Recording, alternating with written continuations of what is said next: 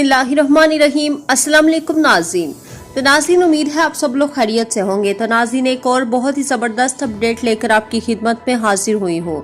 तो नाज़रीन, सऊदी अरब में पाकिस्तान कौंसलेट जद्दा ने कर्फ्यू के खात्मे के बाद मदीना मुनव्वरा और दीगर इलाकों में कौंसलर विजिट बहाल कर दिए हैं। इस हवाले से शेड्यूल का ऐलान कर दिया गया है।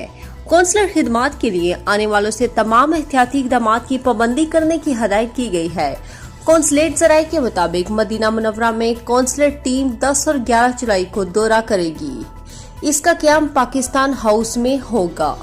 मज़ीद कौंसलेट ज़राए का कहना है कि कौंसलेट टीम हर इलाके में 2 दिन क़याम करती है। पहले दिन दस्तावेज़ात जमा की जाती है और दूसरे दिन इन्हें वापस किया जाता है। याद रहे कि सऊदी अरब में वबाई मर्ज के फैलाव को रोकने के लिए आयद पाबंदियों के बायस कौंसलर खिदमात और विजिट मुअत्तल कर दिए थे।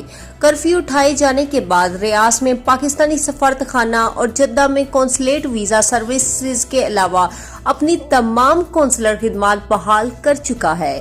इसमें पासपोर्ट, नादरा शनाख्ती कार्ड, दस्तावेजात की तस्दीक और कम्युनिटी वेलफेयर से मुतल्लिका तमाम सर्विसेज शामिल हैं।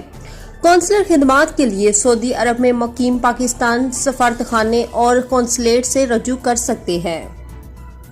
बताती चलूं कि सफारतखाने और कौंसलेट ने कम्युनिटी से दरख्वास्त की है कि वो वबाई मर्ज से बचाव की एहतियाती तदाबीर पर अमल करें और समाजी फासले का खसूसी ख्याल रखा जाए। पाकिस्तानियों की एक बड़ी तादाद कौंसलर खिदमात के लिए हर रोज सफारतखाने और कौंसलेट से रुजू करती है। सऊदी अरब में वबाई मर्ज के फैलाव को रोकने के लिए हिफाजती तदाबीर के तहत 50 से ज्यादा अफराद के जमा होने पर मुकम्मल पाबंदी है। अवामी मुकामात पर मास्क और 2 मीटर का समाजी फासला बरकरार रखना भी लाजमी है। उम्मीद है दोस्तों आज की वीडियो पसंद आई होगी। वीडियो पसंद आने की सूरत में वीडियो को लाइक कर दें। हमें ज़्यादा से ज़्यादा लाइक्स चाहिए और अब अगर अभी तक सब्सक्राइब नहीं किया तो जल्दी से सब्सक्राइब कर दें, क्योंकि हमारे 50,000 सब्सक्राइबर पूरे होने वाले हैं।